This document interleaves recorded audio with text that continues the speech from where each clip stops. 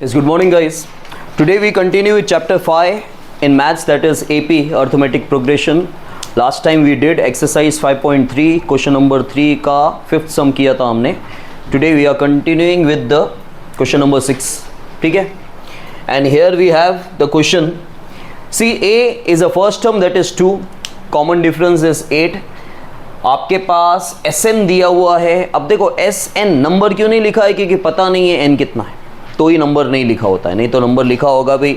हमारे पास टोटल है, हमारे पास जो भी नंबर्स हैं उसका टोटल है, लेकिन वो नंबर कितने हैं वही नहीं पता. Sn ही आपको फाइंड करना है और साथ ही साथ आपको An फाइंड करना है. अब देखो जल्दी जल्दी में बच्चे क्या करते हैं, पहले An का फॉर्मूला लगा देते हैं. भाई An का फॉर्मूला लगाओगे तो An भी नहीं है और n भी नहीं है, दो चीज़ें नहीं है. एक ही फॉर्मूला में दो चीज़ें अननोन होगी ना, तो उसको आधा छोड़ना पड़ेगा आपको. फिर आपको कुछ और फाइंड करना होगा. जैसे सिंपल सा बताऊं, सब्स्टिट्यूशन के अंदर पहली इक्वेशन के अंदर जब आप x और y निकालते थे, ठीक है, तो दोनों ही नहीं निकलते थे, इसलिए उसमें टेम्पररी वैल्यू आती थी. फिर आप सेकेंड इक्वेशन से x या y निकालते थे और यहाँ पे पुट करते थे तो आपको दूसरा वेरिएबल मिलता था. तो आप an का फॉर्मूला यूज कर सकते हो, लेकिन आधा छूटेगा. उसका रीजन यही है कि an भी नहीं है, n भी नहीं है, दो चीजें आपको फाइंड करनी है, तो कभी भी आप फाइंड नहीं कर पाओगे. रॉन्ग नहीं है, लेकिन उसको आधा छोड़ देना होगा. फिर आप आओगे तो Sn पे ही, क्योंकि Sn दिया हुआ है. Sn के फॉर्मूला में एक ही चीज नहीं है, n नहीं है, तो वो तो फाइंड हो जाएगी. इसलिए Sn का फॉर्मूला यूज करना है. तो Sn का जो फॉर्मूला है दैट इज n/2, क्योंकि लॉन्ग फॉर्मूला आएगा, शॉर्ट नहीं आएगा, क्योंकि लास्ट टर्म आपके पास नहीं है. तो 2a plus n-1 into D. What is Sn? Sn is 90. What is n? Find करना है. What is a? 2. What is n? Find करना है. What is d? अब देखो ये 2 यहां आ जाएगा, 92 ज़ा 180, 2 ज़ा n-1 इंटू 8. अब देखो मैंने अब तक के जो भी सम्स हुए हैं वो इस तरह का सम नहीं हुआ था. मैं हमेशा आपको बोलता था कि जब d दिया हो ना तो हमेशा उसको डिवाइड में लेके जाने का, लेकिन वो इस सम में नहीं. वो an का फॉर्मूला यूज कर रहे हो, an दिया हुआ है और n फाइंड करना है तो जा सकते हो. अभी तुम जा भी नहीं सकते हो, क्योंकि बाकी की चीजें सॉल्व नहीं हुई है. समझ में आ रहा है? आप डायरेक्टली ऐसा नहीं कर सकते. यहाँ पे सिर्फ ये वाला पोर्शन होता ना तो ये 8 डिवाइड में जा सकता था. आपके पास 4 प्लस में ऑलरेडी है, तो आप इनटू वाला नंबर डायरेक्टली डिवाइड में नहीं ले जा सकते, याद रखना. तो यहाँ पे क्या कर सकते हो, 8 को दोनों से मल्टीप्लाई कर दो. 8n minus 8. Now 180 equals to n. 4 minus 8 minus 4. अच्छा, ये प्लस 8n सेम लिख दूं और इन दोनों को सॉल्व करूंगा तो अब एक और चीज कर सकते हैं, आप 4 कॉमन निकाल सकते हो. निकल रहा है ना 4, तो ये 4 कॉमन निकल गया. 4 कॉमन निकला मतलब इन दोनों को 4 से डिवाइड करेंगे, ठीक है, ये 4 चला जाएगा डिवाइड में. देखो 4 कॉमन निकालने से सिर्फ इतना ही होगा कि आपका कैलकुलेशन नंबर थोड़े छोटे हो जाएंगे और कुछ भी नहीं होता है. बाकी का पूरा पोर्शन वैसे ही होगा. यहाँ पे क्या होगा पता है, स्प्लिटिंग द मिडिल टर्म से सॉल्व हो रहा है, क्योंकि क्या होगा, अब ये n इन दोनों से मल्टीप्लाई हो रहा है, तो होगा तो वही. अभी मैंने कॉमन निकाला ना, उस कॉमन निकालने से खाली इतना हो रहा है, स्टेप इंक्रीज हो रहा है उल्टा, लेकिन कैलकुलेशन इजी हो रही है. कभी भी याद रखना, मैथ्स का ये फंडा होता है, कैलकुलेशन इजी चाहिए ना, स्टेप इंक्रीज होंगी. आप जैसे मीन वाला सम, स्टेप डिविएशन मेथड ही सबसे लंबा है, लेकिन कैलकुलेशन वाइज वो इजी है. तो यहाँ पर 4 चला जाएगा डिवाइड में, 180 डिवाइड बाय 4. यहाँ पे बचा n और इन ब्रैकेट 2n माइनस 1. 180 को 4 से डिवाइड करेंगे तो आएगा कितना, 45. और n को दोनों से मल्टीप्लाई कर दो, 2n स्क्वायर माइनस n 1 ज़ा n.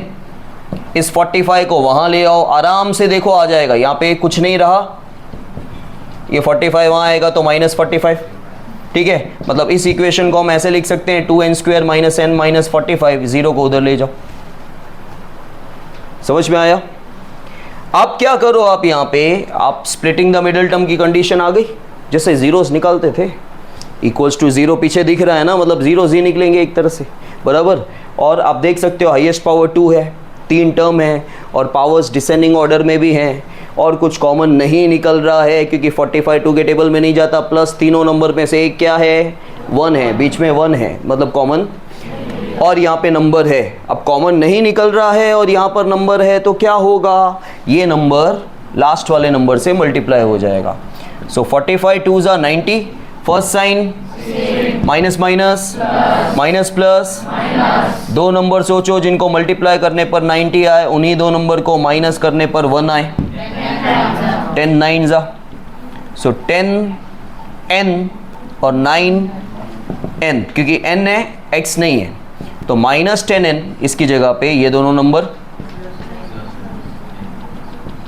दो दो में कॉमन, 2 कॉमन निकल रहा है और n कॉमन आएगा, यहाँ पे बचा n, 10 को 2 से डिवाइड करो 5, प्लस है तो प्लस, इनमें से कॉमन आएगा 9, 9 को 9 से डिवाइड करोगे तो बचेगा n, 45 को 9 से डिवाइड करोगे 5, ये दोनों सेम होने चाहिए हैं, मतलब राइट है, इनको एक बार लिखो और इनको साथ में लिख दो, 2n + 9 इक्वल्स टू, अब 0 को हटाने के लिए n की वैल्यू फाइंड करनी है, 0 को हटाना होगा तो n के बाद क्या लिखोगे, इक्वल्स टू, ये -5 है तो n इक्वल्स टू, +9 है तो 2 जाएगा, ये तो वैसे भी पॉसिबल नहीं हुआ, as n equals to -9/2 is not possible, why it is not possible, n negative नहीं होता और इस चैप्टर में 0 भी नहीं होता, n खाली पॉजिटिव होना चाहिए, therefore n equals to 5 is acceptable, n 5 ही हो सकता है, n आ गया, बाकी बचा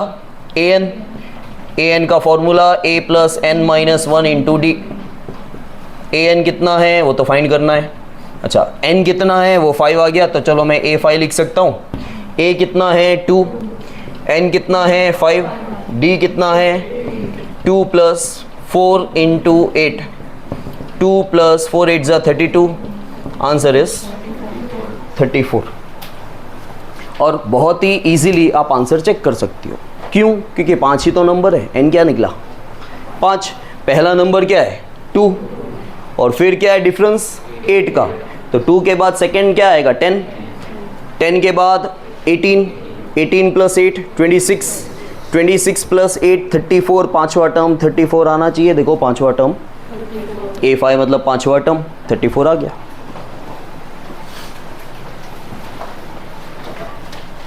now guys we continue with the 8th sum, हमने लास्ट सम 6th वाला किया, 7 9 और 10 आपको ही करना है, वो सिंपल सेम सम्स हैं, 8th में एक सेकेंड भी यहाँ ध्यान नहीं जाना चाहिए आपका इस क्वेश्चन के अंदर।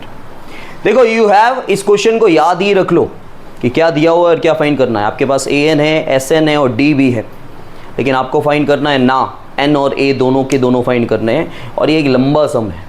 देखो आप an sn दोनों में से जो भी उठाना चाहते हो उठा सकते हो, लेकिन आपको मैथ्स आना चाहिए, इसमें आधी अधूरी चीज़ें फाइंड आउट होती है, लाइक सब्स्टिट्यूशन मेथड, आप an उठाओगे तब भी आधा सॉल्व होगा, आप sn उठाओगे तब भी बीच में अटक जाओगे, दोनों का कॉम्बिनेशन चाहिए। तो इस सम को याद ही रखो कि इस क्वेश्चन में क्या दिया हुआ है, an दिया हुआ है, sn दिया हुआ है, d दिया हुआ है, और ना निकालना है, n और a आपको फाइंड आउट करना है, और सम स्टार्ट करने का an से, कहाँ से, तो an का फॉर्मूला क्या है, a + n - 1 × d, राइट। अब an दिया हुआ है दैट इज 4, a आपको फाइंड करना है, n भी आपको फाइंड करना है, d दिया हुआ है 2। अब मैंने हमेशा बोला है एक ही क्वेश्चन के अंदर, एक ही फॉर्मूला के अंदर दो चीज़ें अननोन होगी तो आप फाइंड नहीं कर पाओगे, n और a दोनों अननोन है, तो यहाँ पे क्या होगा, फाइंड होगा लेकिन आप अटक जाओगे, आधी अधूरी चीज़ें होगी।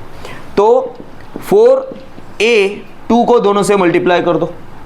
हमेशा याद रखना ये बच्चे मिस्टेक करते ही हैं, क्योंकि आप जो n फाइंड करने वाला समय ना बहुत ज़्यादा प्रैक्टिस हो जाता है एक्चुअली, तो आपके दिमाग में बैठ जाता है कि वो 2 हमेशा है ना, d जो भी होगा वो डिवाइड में जाएगा, लेकिन जब a आपको नहीं पता होना कभी, और जब तक यहाँ पे a है तब तक ये इंटू वाला डिवाइड में नहीं जा सकता है, याद रख लेना।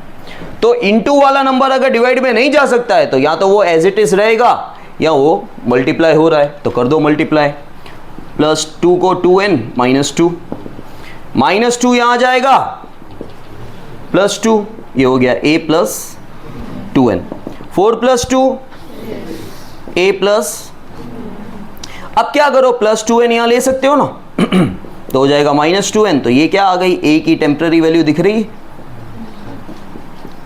देखो किसी भी अल्फ़ाबेट के बाद, किसी भी लेटर के बाद अगर इक्वल्स टू दिख रहा है तो उसकी वैल्यू होती है, हाँ, लेकिन हमको ये वैल्यू समझ नहीं आ रही है क्योंकि ये एक नंबर नहीं है, एग्जैक्ट नंबर नहीं है, लेकिन इसलिए तो मैंने क्या नाम निकाला है इसका, टेम्परेरी वैल्यू। ये a की क्या आ गई, टेम्पररी वैल्यू आ गई। अब आप ये खत्म यहाँ तक, इसके आगे कुछ नहीं कर सकते हो, हाल फिलहाल नहीं कर सकते हो। अब आ जाओ आप Sn पे। Sn का शॉर्ट फॉर्मूला यूज कर सकते हो क्योंकि आपके पास लास्ट टर्म है, लास्ट टर्म मतलब an को लास्ट टर्म कंसिडर करना है आपको। देखो an मतलब लास्ट टर्म ही होता है ऐसा नहीं है, लेकिन इस चैप्टर में हम लोग मानते हैं कि nth term be the last term, ठीक है। अब Sn कितना है, Sn है -14, n कितना है पता नहीं, a की टेम्पररी वैल्यू आई ना, a की टेम्पररी वैल्यू यहाँ पे पुट करो l मतलब an last term that is 4 ये यहाँ ले लो, -14 इंटू 2 n, 6 + 4 10, 10 - 2n। चलो एक काम करते हैं, ये इंटू में नहीं लेते, ले सकते हो क्रॉस मल्टीप्लाई भी कर सकते हो, लेकिन मत करो, इसको इधर ऐसे ही रहने दो। क्यों ऐसे ही रहने दो, क्योंकि इन दोनों में से कॉमन निकल रहा है, 2 कॉमन निकल रहा है, तो 2 5 2 1 तो ये 2 2, और तुम वहां लेके जाते तो भी आगे चल के कॉमन निकलता, बात वही हो जाती। अगर आपको अभी कॉमन पता नहीं चल रहा है तो आगे वैसे भी कॉमन, क्योंकि अभी होगा स्प्लिटिंग द मिडिल टर्म। अब देखो देयरफॉर -14 = n बच गया, यहाँ पे n को दोनों से मल्टीप्लाई कर दें, 5n - n²। अब देखो हमेशा याद रखना, आपका जो स्प्लिटिंग द मिडिल टर्म होता है, पहला टर्म हमेशा आपका क्वाड्रेटिक होता है, मतलब हाईएस्ट पावर 2 होता है, और वो नेगेटिव नहीं होना चाहिए। देखो ये n² के आगे नेगेटिव है, तो इन दोनों को इस साइड लेके आते हैं, तो -14 ऑलरेडी इस साइड लिखा हुआ है, +5n इस साइड आएगा तो -5n, और -n² इस साइड आएगा तो, अब इसको खाली ऑर्डर में लिख दो, पहले +n², फिर -5n, फिर देखो मैंने इसकी साइड चेंज नहीं की कि मैं इसकी साइन चेंज करूं।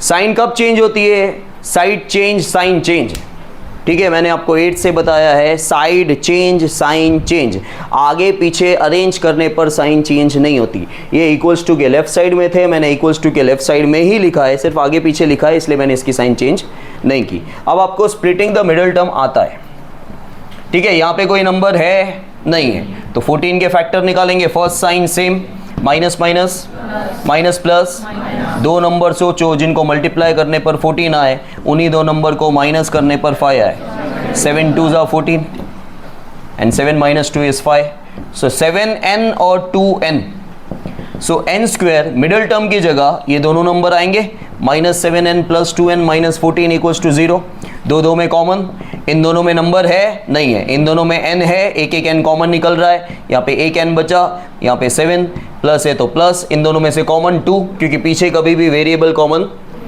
क्वाड्रेटिक में तो नहीं आता है, मैं क्वाड्रेटिक की बात कर रहा हूँ क्योंकि हमारे करिकुलम में वो है। तो 2 कॉमन आएगा, दोनों को 2 से डिवाइड कर दो, ये दोनों सेम आ गए, तो एक बार लिखो और n + 2 को साथ में लिखो। 0 को हटाने के लिए n के बाद इक्वल्स टू -7 हो जाएगा 7, n के बाद इक्वल्स टू +2 हो जाएगा, as n = -2 is not possible क्योंकि वो नेगेटिव है, देयरफॉर n = n की वैल्यू आ गई, बस n की वैल्यू 7 आ गई, इसको हम नंबर 1 दे देते हैं, ठीक है, उसमें पुट कर दो, पुट n = 7 इन इक्वेशन 1।